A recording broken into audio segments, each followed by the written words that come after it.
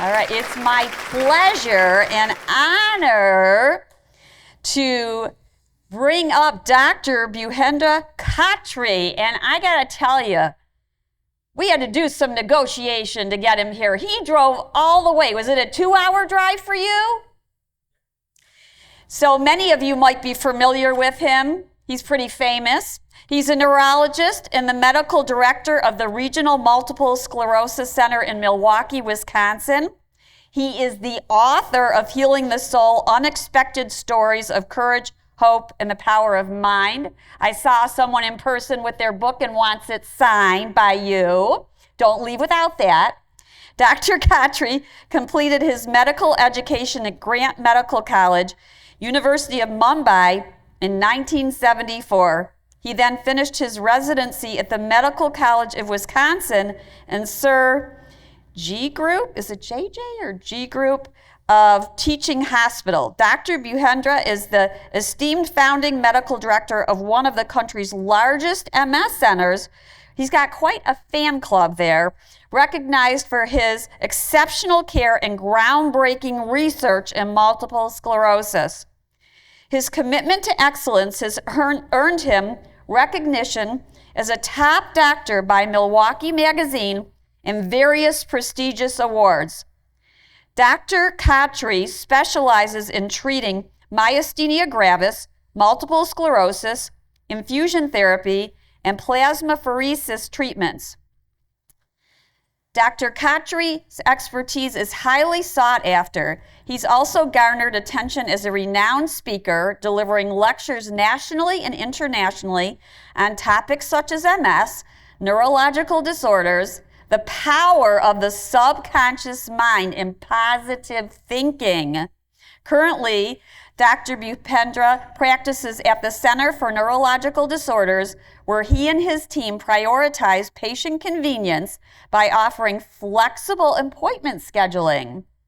Dr. Khatri will speak to us today on healing the soul, finding hope and courage in life with MS. We welcome Dr. Khatri and thank him for traveling here from Milwaukee.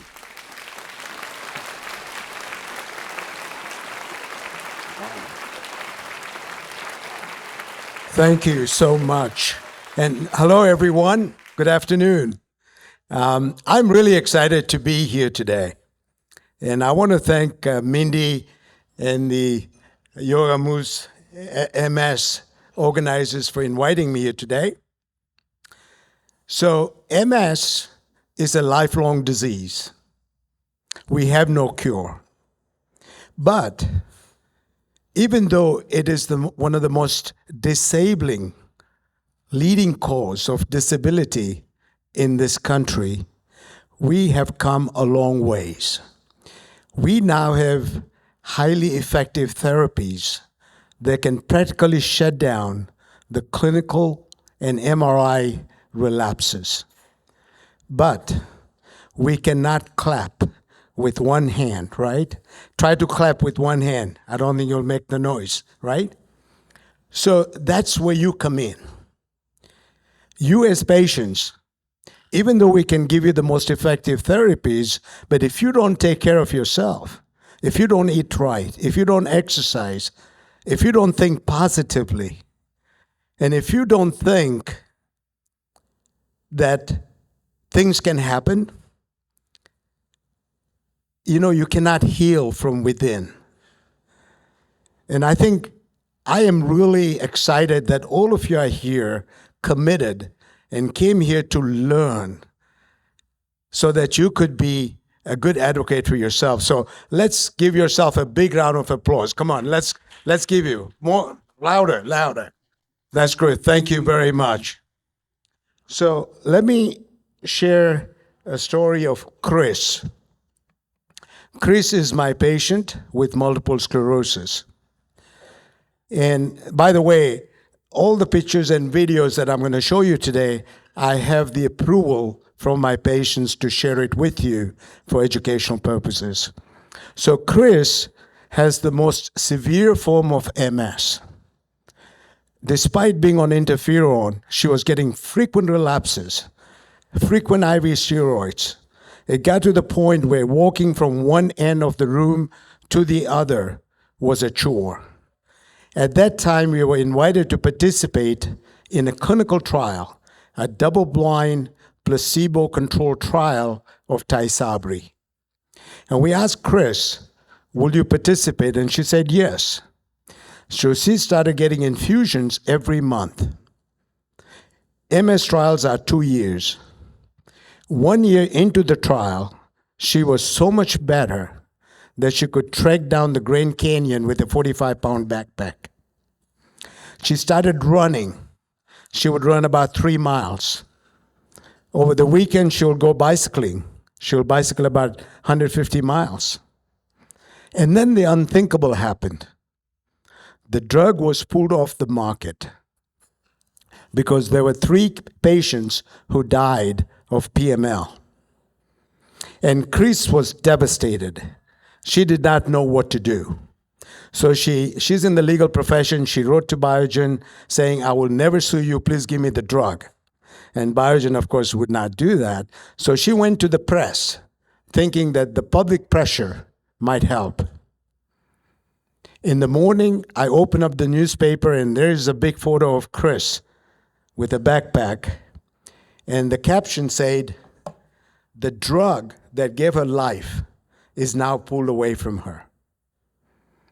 That afternoon, we break the code, and Chris was on placebo all the time. She was not getting the real drug.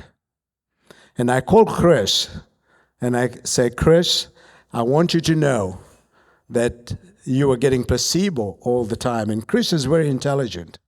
She said, Dr. Khatri, that's the power of positive thinking.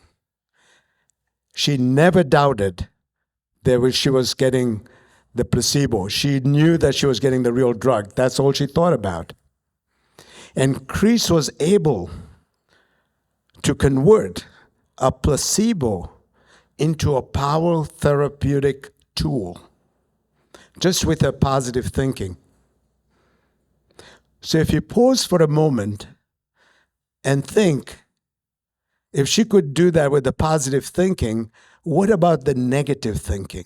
And I'm going to share with you a video. Focus on my finger. Okay, let me put this on a hold for a second, but let me tell you, this is a patient who had been diagnosed with multiple sclerosis. She was wheelchair bound for 3 years. She was blind in both the eyes for a year and a half.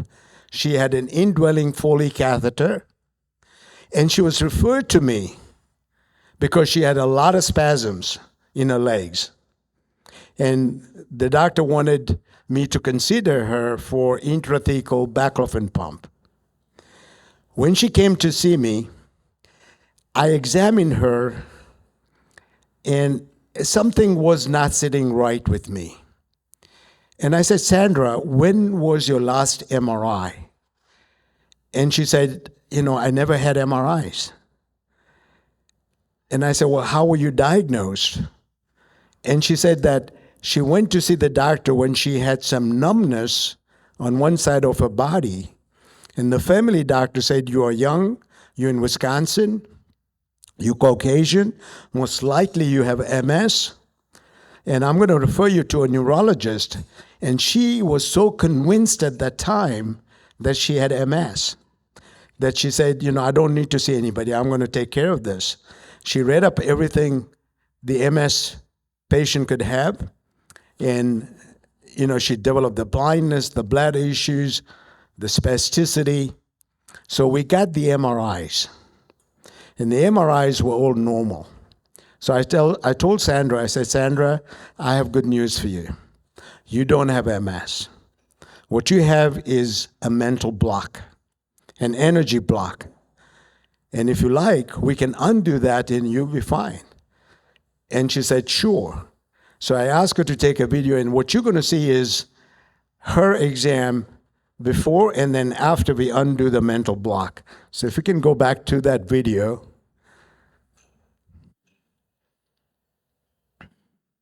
Focus on my finger. I'm doing the best I can. I know. Can you see my finger at all? No, No, okay, and she can't see that at all. Can you see the light at all or no? just vaguely. Vaguely. Is it on or on? Off. It's off. It's off. Okay. All right. Then she can't see the light at all. And she's getting the And that's gonna get spasms better. in the we're legs. giving, what's gonna happen? She's gonna start seeing the light first, then she'll be able to read too. Can we see you walk a little bit? So we Okay. undo the energy I block, always fall to one side. and I'll tell you how we did that. Mm-hmm. One finger? Okay.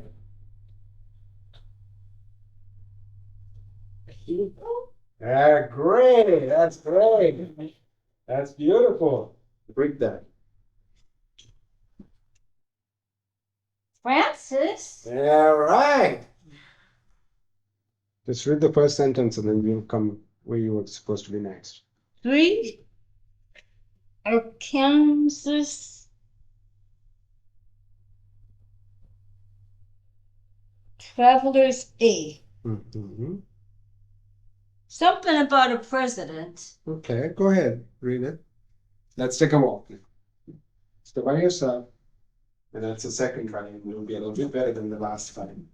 You can see the improvement there. Okay, now watch out. There's a wire here. Okay, good. Okay, turn around. Good. Great. Let's go back. Dr. Khatri. All right, let's go back there. So she had not stood up for 3 years. She was in a wheelchair. Now, what we did was, she was convinced. She put those negative thoughts to her brain that she's going to develop all these problems that MS patients can. And as soon as you put those thoughts, your subconscious mind takes it and it goes to work and you develop all of those problems. So she's not doing this intentionally. The subconscious mind has gotten her to this state. And what I did was simply, I just did whatever I could have done. I just massaged her neck and I said, look, I'm undoing the energy block. And I just did that for about 1 minute. And she was able to start reading. And she was able to walk. So this is the power of your negative thought. Let me give you an example of another one. So let me put this on hold and tell you a little bit about this patient. So this patient was working at a factory. And while she was working, she collapsed. She developed a left-sided weakness. So they rushed her to the emergency room locally. They diagnosed her as having a stroke. They called our center in Milwaukee, and she was flown. She came to the emergency room. They got the CT scan, which was okay, so they gave her TPA, which is the thrombolytic treatment that they give to undo the clot. And she was hospitalized. The following morning, I was asked to see her. And when I saw her, her exam, again, didn't look very, it was something about the exam that just didn't make me very comfortable. So I said, well, let's get another MRI. And the MRI was normal. If she has had a stroke, the MRI would have picked it up. So I told her, I said, you know what? The good news is that you don't have stroke. You have energy block. And let's undo the energy block and see how you do. So you're going to see this video now. And you've been paralyzed on this left upper extremity for how long now? Since Thursday. And it started real suddenly. You were at work and then it started to get tingling and then it got paralyzed, right? Right. And then you had a bad headache afterwards. Mm-hmm. How has it been since that time, since last Thursday? No feelings in the arm, face, neck, shoulder, and very severe headaches. Okay. And have you been able to move your left arm? No, not at Okay, all. all right. Can you hold your arm like that? Hold it up like a simple. Good. Push me away. Squeeze. Good. Okay. Now, can you move this arm at all? Mm-mm. at all? Anything? No, Okay. All right. So, John, what I'm going to do is I want you to have you come in. Just stop there for a second. Now, I'm going to move this and I'm going to lift this arm. Now, let's see first. Can you move your fingers at all? mm-mm. Okay, come. Try. That's all you can do? Yeah. Okay.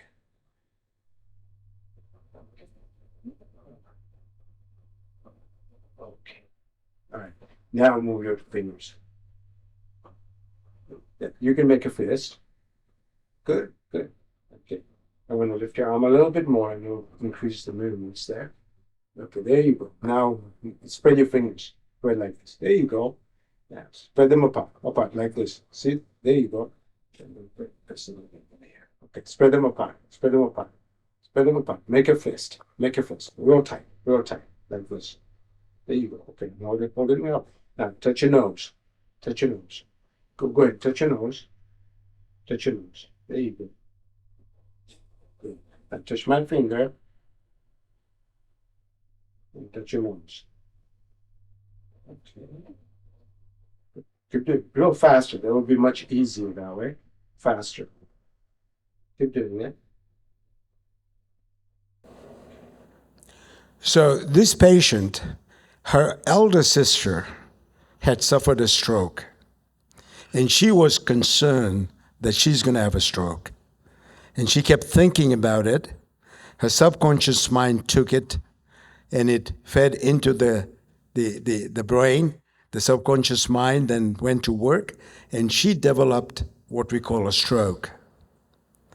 And we were able to, by just undoing the energy block, get her back to normal within about like 4 minutes.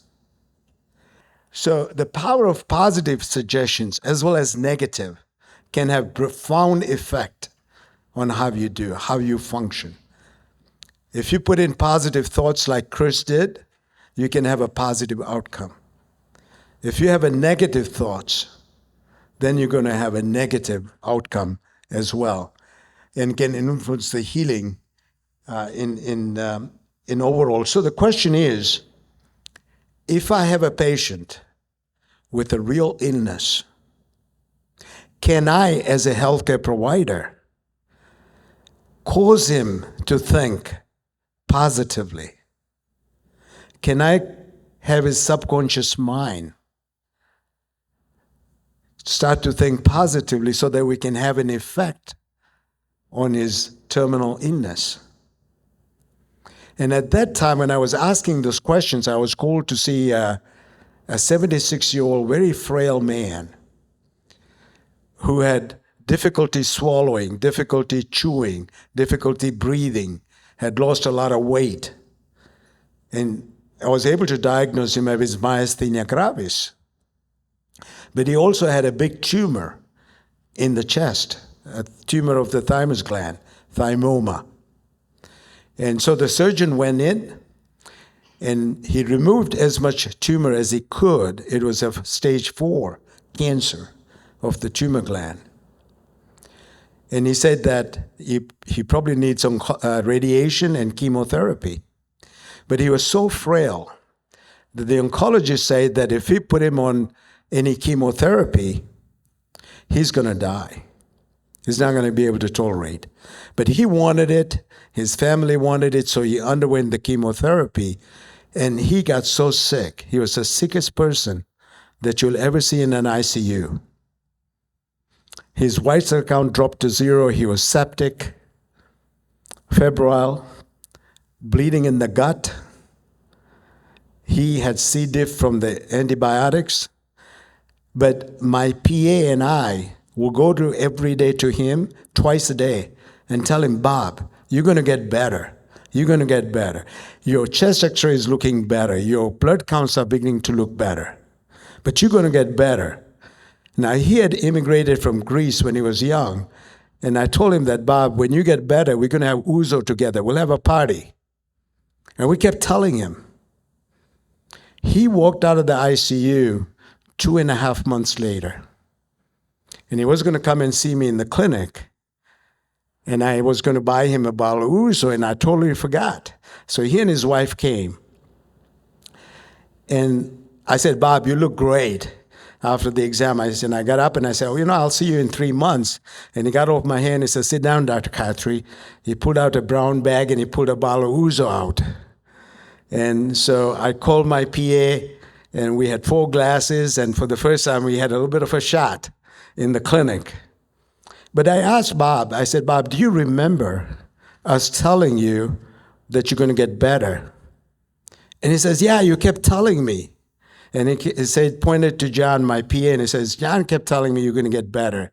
I said, did you believe us? And he says, no, you were bullshitting me. But then he said, after you left, God came to him and whispered in his ears. And he says, I'm going to put strength in Dr. Khatri.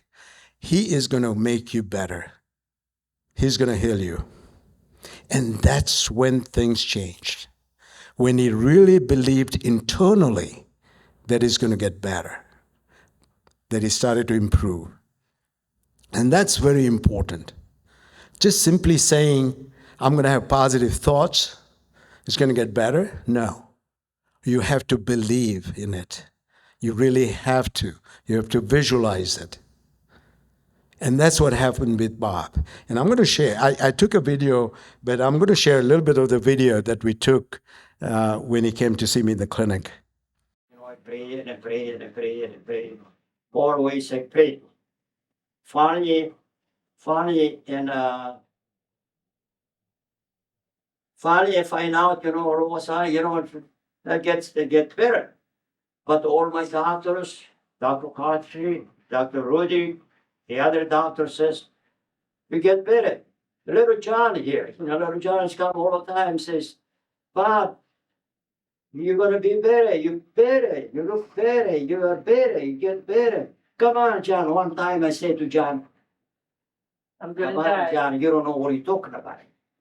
I said to John. So he didn't believe us until God came to him and whispered in his ears that all the doctors taking care of you are going to make you better. And that's important. As soon as you accept an idea consciously, it fits into your subconscious mind and it begins to execute it right away. And it can be positive or negative. So this is Hippocrates, who is the father of medicine. We take the Hippocratic oath when we graduate from the medical school. And he said, I would rather know what sort of person has a disease rather than what sort of a disease a person has. So it's very, very important. What you're thinking, what's the patient thinking? What is the patient's character?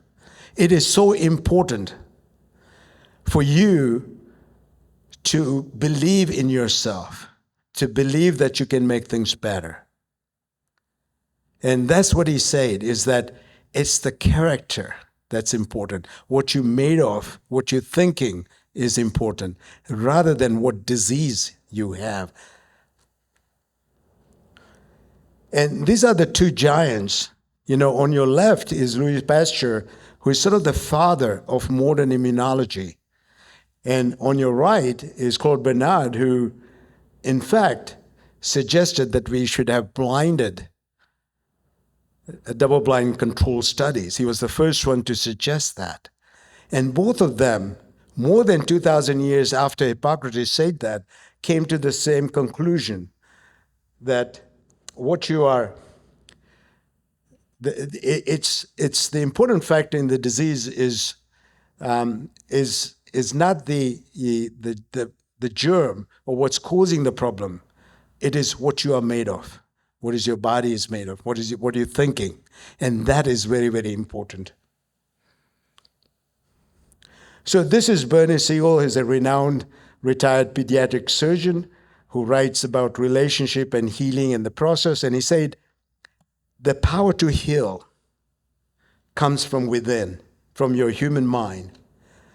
If you allow positive affirmations directly into your subconscious mind, you will get better. And it will heal. So you could argue that MS, we don't know what causes. Could be genetic, could be environmental. You have this permanent disease in your brain, in your spinal cord. How are you going to heal? And it's very, very important. And I think you heard today that, even though you have all this fixed and genetic print that is going to play, you can alter that. You can alter that. And how can you do that? By having positive thoughts, by having proper nutrition, exercising. You heard today earlier very beautiful experiments where even though the patients had no limbs, just by thinking that they're moving the limbs, you saw the activity on the other side of the brain. Just by thinking. The mind is very, very powerful. Just as you think, things begin to unravel. And let me tell you one story. I travel a lot and I enjoy traveling. And one day I was traveling back from Sweden and I was sitting on the plane and I said, where am I going to go next? And I closed my eyes and I was thinking about all the countries that I wanted to go. And I opened my eyes. I didn't focus on one. There were so many of them. But as I looked across the back of the seat, there's a pocket and there was a folded newspaper and it said, come to Turkey. There was an ad, come to Turkey. And I said, you know what? That's it. I'm going to go to Turkey. And I told everybody I'm going to go to Turkey next summer. And within a month, I got a letter from one of the biggest MS conferences we have in the world, ACTRIMS.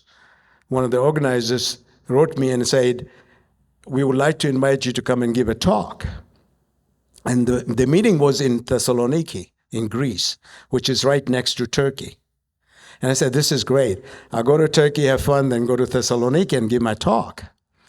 So there was no direct flight from Istanbul to Thessaloniki. I had to take a bus, which is a 12-hour bus ride. I said, that's great. I start in the morning, reach there in the evening. My talk is in the morning. So we started. About 3 hours at the border, we stopped to get our passports checked. And then the trouble started. The bus would not start. And the driver started working on it, and nothing it just didn't work. The cars coming by, the buses, they would not give us a ride. It went on like that for another 4 hours. And then we finally got a word that they will send another bus from Thessaloniki to get us. And that meant I was going to miss my talk. And I said, I think about this positive thinking. Let me put some thoughts in my brain. So I closed my eyes and I meditated. And Mindy is big about meditation. So I meditated and I said, I'm going to make it. And I could visualize myself giving a talk. And as I opened my eyes, the Mercedes-Benz rolled in. And everybody rushed, and of course the driver was nodding his head, so I knew they were not going to give it a ride. But I said, no, this guy is going to give me a ride. I went up to him and I said, could you please give me a ride to the next town? Because I need to be in Thessaloniki. I can rent a car and be in Thessaloniki. And he looked at me and I said, I'm going to Thessaloniki too. I said, please give me a ride and I'll pay you. He says, no, I don't need the money.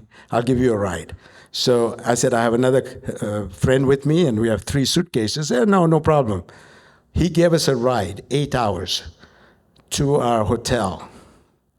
But as we started driving, he turned around and he said, why are you going to Thessaloniki? And I said, I'm an MS doctor and I'm going to give a talk.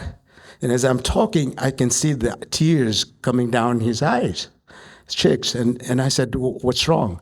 He said, I was just diagnosed with MS. And I said, who's your doctor? It was the same doctor who had sent me a letter inviting me to come to Thessaloniki. So these are not coincidences. When you think, when you put your thoughts in the subconscious mind and you really believe in it, it is going to happen. And we took photos because I said nobody in America would believe me. So we took photos, and if I have time, I'll share it with you.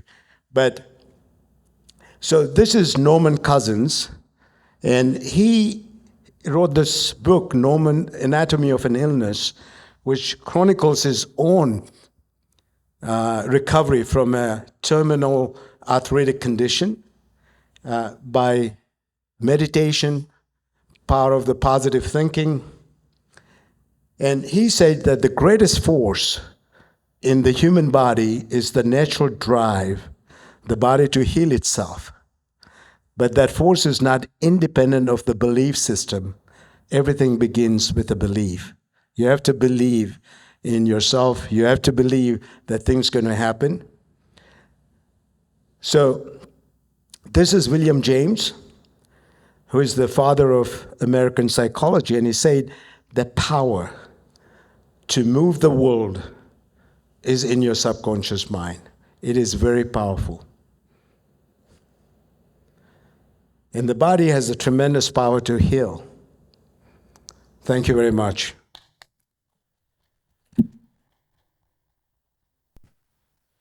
Thank you, Dr. Khatri. Amazing. The power of thinking, of manifestation, fabulous. Thank you. Do we have any questions? Not a one. Lori, you have a question? All right. Thank you Well, so thank you. much. I Wait, appreciate wait. it. Oh, Kind of curious, did you have an intuition with your patients that there was this energy blockage? no. I think what happens is that a lot of patients subconsciously have negative thoughts, and it reflects physically like it did with two of my patients. And their exam is a little bit unusual. Not that we would see it in patients. It's the way they hold their arm, the way they hold their legs. You can tell by exam that it's just not right. And that kind of creates a concern, and you investigate further. So I would not tell anybody that you have an energy block until I'm very convinced, 100%, 110%, that that's the case, right? So it's not the intuition, it's just the way you look at the patient, how they examine. And again, I think in my practice, and I've been caring for MS patients for the last 40 years, patients who are positive, who are always cheerful, they always do well. And I've noticed that patients who are very, very negative, they're always focusing on negative thoughts. They'll come to the clinic and say, "Doctor, I don't like this cane. I'm only if I can get rid of the cane." That's what they're focused on. They're not focused on things that they can do, things that they can enjoy. They're just focused on some of the negative things. And, sure enough, when the next time they come in, they're using a walker or a wheelchair. And I've seen patients with the positive thoughts. They're always happy, always, "Doctor, what can I do? I have fatigue, but I can do a lot of things. I can exercise, I can meditate, I can do yoga." They're always looking for things to do to improve, rather than be concerned about what the disability that they have and how it's progressing. It's not that you shouldn't be concerned, but I think what I'm saying is converting your positive, all of your thoughts into positive energy. Yeah. Thank you.